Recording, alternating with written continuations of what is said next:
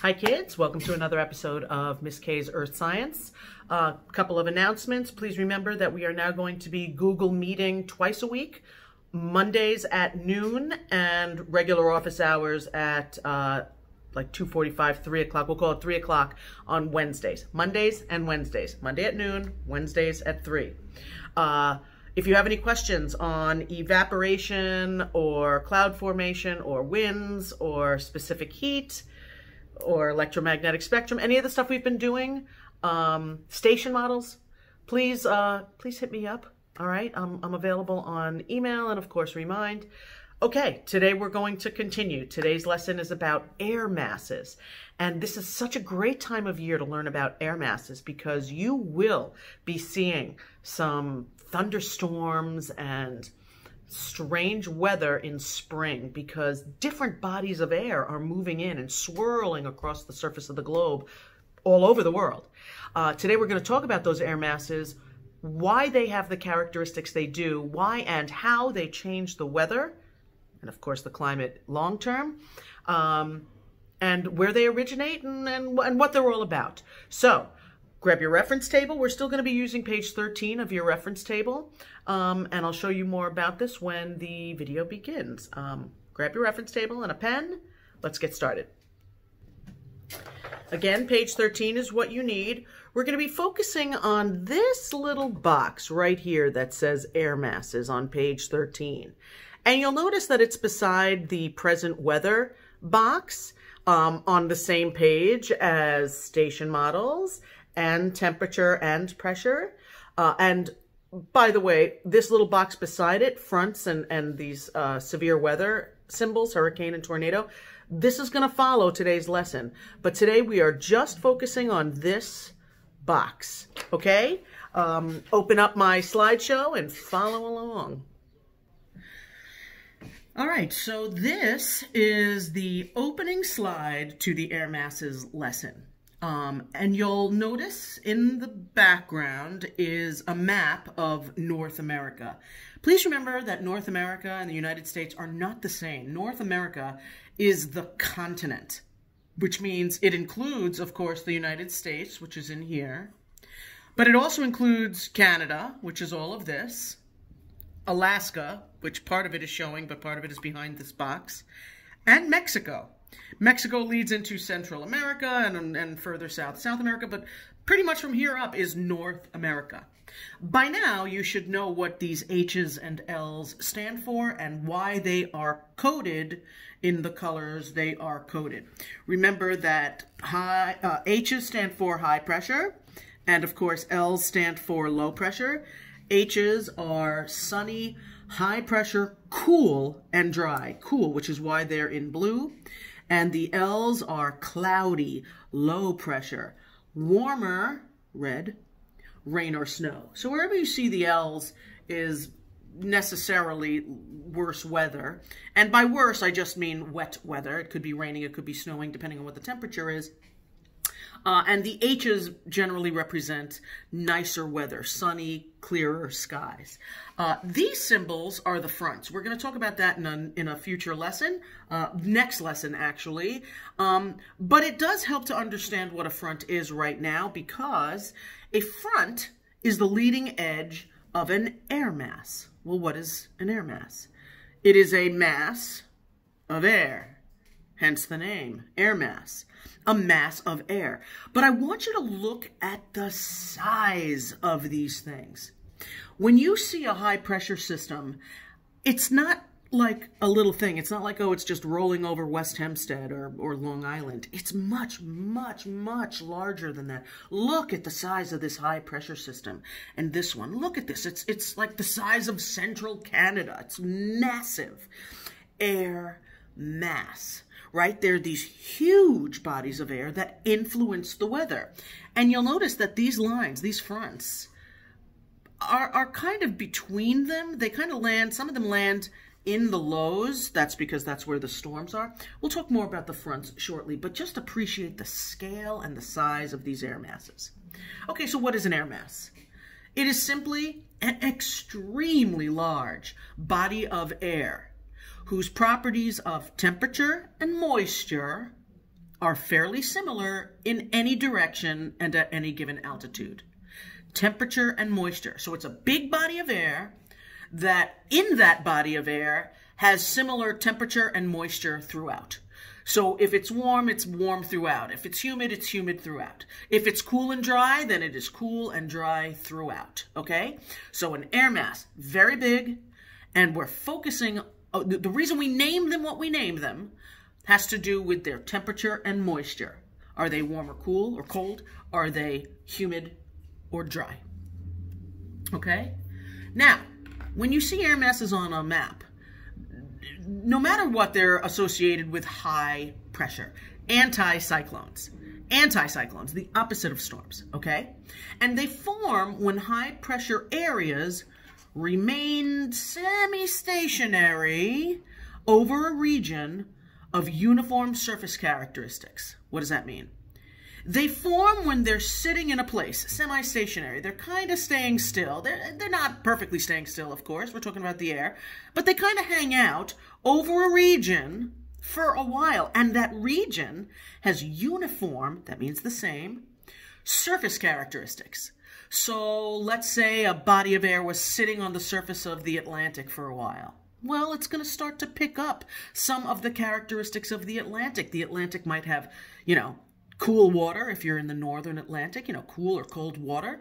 And of course, that would make the air above it kind of humid. So it might be a cool and humid air mass if it's been semi-stationary over the Atlantic. If it's a body of air that's been sitting on a desert, for example, it's been sitting on this warm and dry land mass, then it's going to pick up warm and dry conditions. Remember, the air is just rolling over the surface. So whatever surface it's rolling around on, it is going to pick up the characteristics of that surface, the surface characteristics, okay? Now, the upper level winds control where the air mass travels. Those are the jet streams. What does this mean? You and I are sitting on the surface of the earth, even if we're standing on the surface of the earth, even if we're at the top of a tree, even if we're at the top of a skyscraper. Those are still considered ground level winds. That's very low in the atmosphere.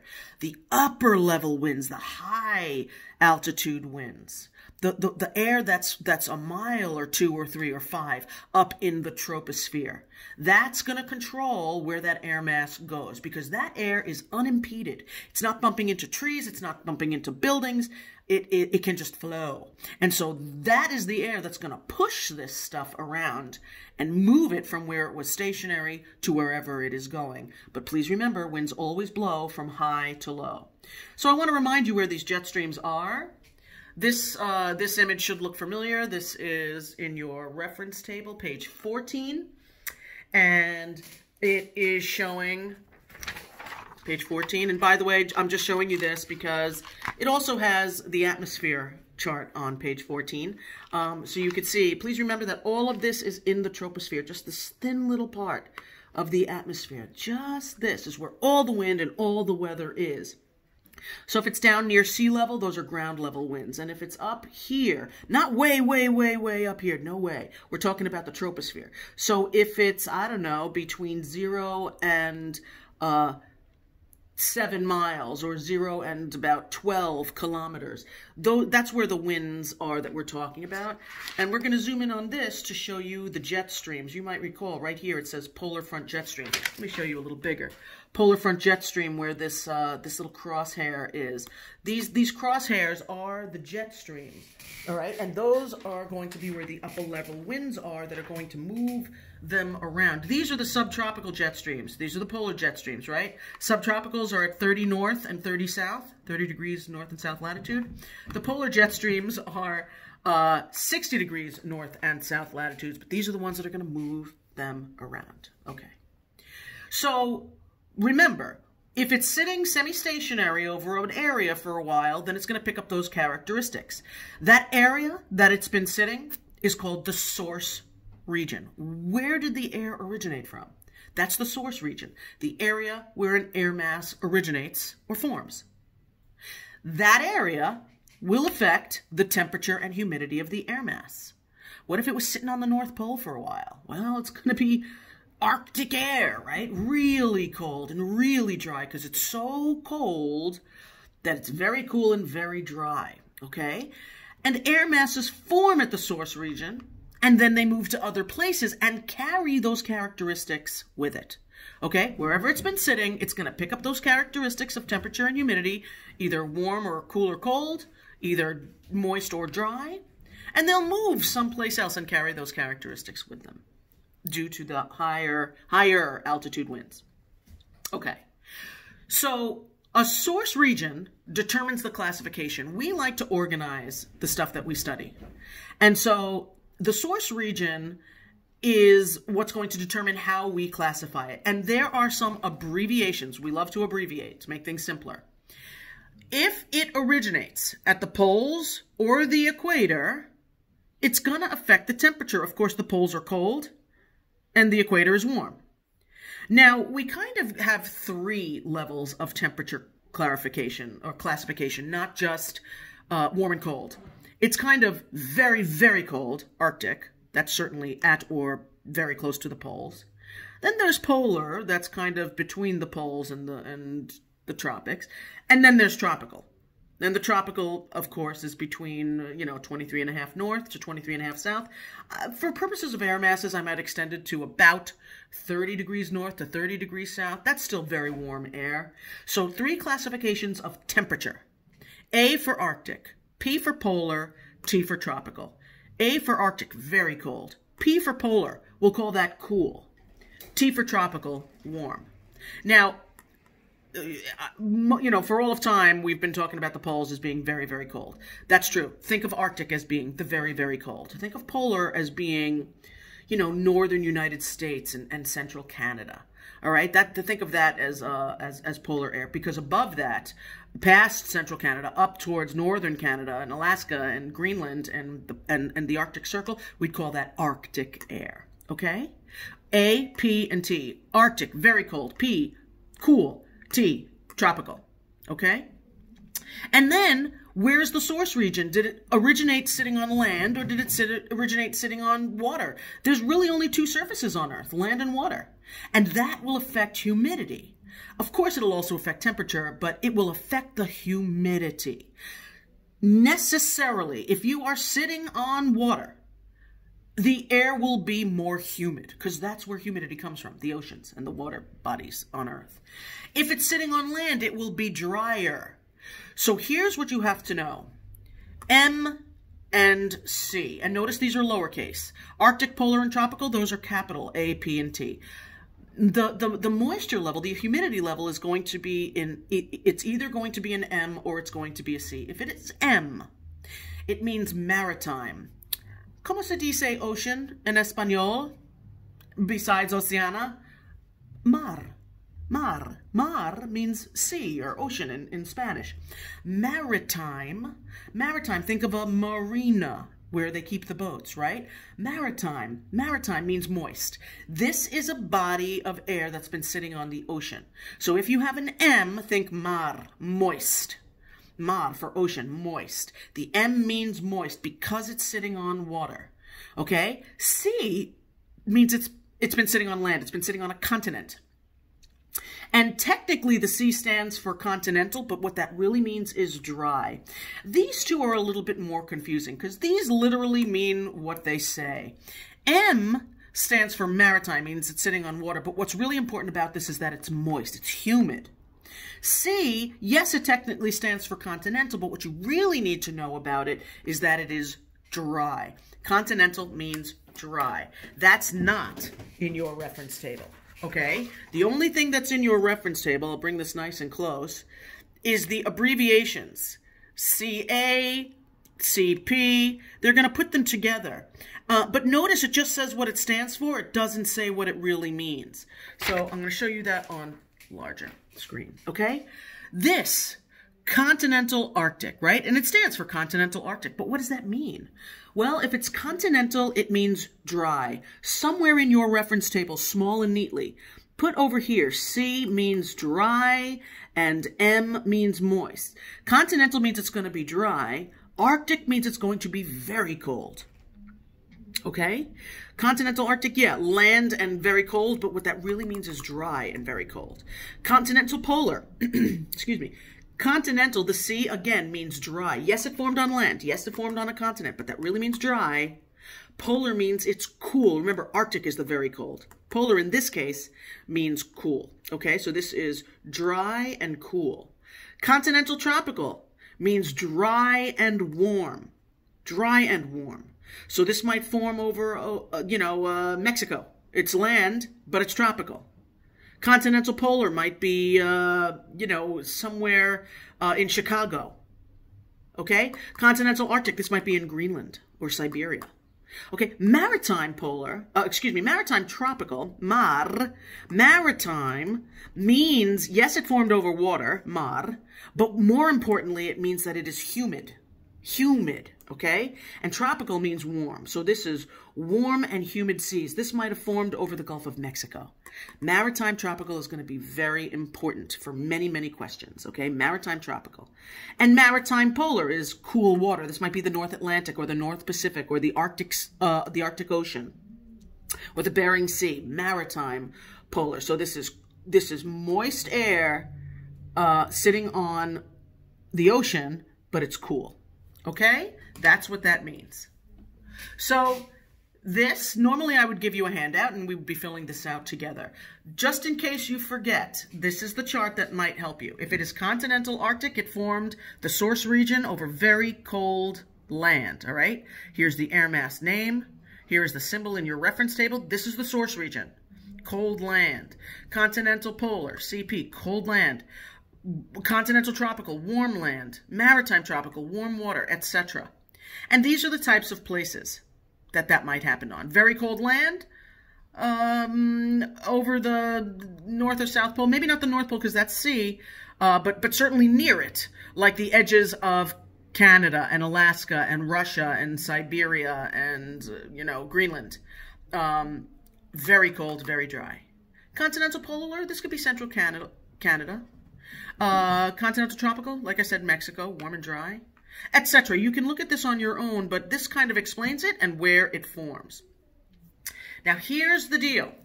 You have to know where New York is by now when you look at a map of the United States. I'll get to the arrows in a second. You have to know where New York is. Please know that we are on the East Coast. And if you remember what the map looks like in my classroom in 231, you know that there's that very distinct shape of New York, but you need to know where it is when you're looking at it when it's attached to the rest of the continental United States. Here is New York. And right over here is Long Island. It is very, very small on a map that shows the whole United States because you have to zoom out so far. Long Island is very, very small, okay? But here's New York. Know that. Now, you have to know this also. The winds across the United States blow from west to east, and they dip in the center. They blow from the west, they kind of dip down, and then up to the northeast. From the west, do a dip, up towards the northeast. From the northwest, do a dip south, and then up towards the northeast. Please know that, because that is going to affect what kind of air comes to New York, and what air masses are affecting that. So if you're north of the boundary of the United States and Canada, right up here, and you're in the middle of a continent, it's going to be a continental air mass, and this is going to be considered polar because it is north of the tropic, but not quite all the way up in the Arctic. So this would be continental and polar. That means dry and cool. Dry and cool air. Continental polar air is one of the kinds of air masses that regularly affect weather in New York. Okay? Down here in the Gulf of Mexico, over here in the mid-Atlantic, maritime, tropical. Okay? That means it's sitting on an ocean, mar, but what that really means is that the air is moist. And it's sitting over warmer water, so it's going to be tropical. So this would be a moist and warm air mass. Maritime tropical reads as moist and warm. Okay? Continental polar, maritime tropical. Kids, these are the most important air masses to know. They will ask you more questions about these than any other because these merge and head towards New York.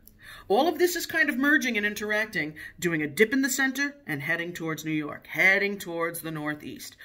Bodies of air head towards the northeast at our latitudes. Okay? From the west, to the east, okay? If you recall this, in our latitude, we are between 30 and 60. You see how the predominant wind pattern is from the southwest? We're here. This is the southwest. From the southwest blowing towards the northeast. From the southwest blowing towards the northeast. It's going to do a dip and then towards the northeast. So it is a southwesterly wind coming from the southwest towards New York every time. Let's look over here. Off the coast of Southern California and Baja Peninsula and parts of Mexico. This is also maritime tropical because this is in the warmer area of the world. It's just north of the tropics, but it's still warm. So this is maritime over ocean and moist, tropical and warm, warm and moist. Here's maritime polar over here in the northern Atlantic. It's still over the mar, which is the ocean. So it's moist, but it's cooler because it's at these higher latitudes. It's not Arctic. It's not maritime Arctic, which would be up here somewhere. But it's cool, okay? Please remember, winds across the United States do a dip and head this way. From the west, with a dip south, up towards the northeast, okay? Here is a global map showing all the different air masses, okay? And there's one abbreviation you might see on here that I didn't show you and that's not in your reference table. Don't worry about it. It just means E, equator, equatorial. Equatorial. So that's true at the equator. All right, maritime equatorial, maritime equatorial. Don't even worry about that. You're not going to see that in the questions I ask you. But look at the United States. Up here, here is, like I said, California and the beginning of Mexico. Because it's on land, it's continental tropical. That would be dry and warm. Out here over the water, that's warm and moist. Maritime, moist, tropical, warm. Maritime polar. Here, Canada. Parts of Canada are continental polar, that's dry and cool. Parts of Canada are way up here.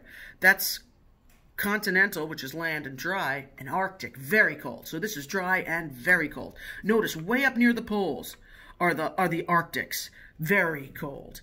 Okay? All right? So wherever it's continent, it's dry, land. Wherever it's tropical, it's warm. Wherever it's polar, it's cool. Arctic, cold. This is a handout I give you in class. This one will help you. Please remember where the boundary between Canada and the United States is. It's right about here. But the winds blow, do a dip from the west to the east. So these two air masses, again, are going to be the most important because they merge and they head towards the northeast. When continental polar and maritime tropical air masses meet, they create very unsettled weather. And that's what we're going to start talking about when we talk about fronts.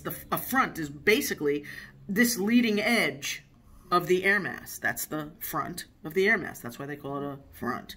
And if one front meets the front of another, that's where things get crazy because cold wants to sink because it's dense and warm wants to float because it's less dense.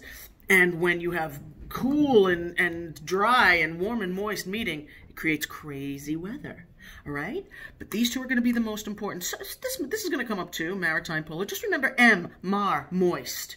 And C, continental, dry. The others are kind of self-explanatory. Tropical, warm. Polar, cool. Arctic, cold. Here's another one. Just showing a close-up of the United States. And I know these arrows are showing where they generally go, but they're not showing what happens once they merge and the overall jet stream. Please remember, jet stream goes from west with a dip down to the east. Okay? Use this for the questions that are coming. Here's another one. Always continental, polar, maritime, tropical. These are going to be very important in your questions. And that, my friends, is it for today. All right. I kept a video below 25 minutes. I'm trying, kids. This is a nice short topic. So, okay, go do your castle learning. It's called air masses. And I will post another lesson. Today's Wednesday. Probably Friday. All right, try to do it as it's given. That'll make it nice and easy. And please remember that your castle learnings for fourth quarter are still open. They are still open. The first two assignments, although they were entered in the fourth quarter, were assigned well into the third quarter. So those are not, open. But everything from here on out will remain open. But just do it as it's being assigned, and it'll become very easy. All right, hit me up. See you tomorrow at Google's at our Google Meet at 3 p.m. and Mondays at 12, and anytime if you have any questions. Hope you're all healthy and happy. See you next time.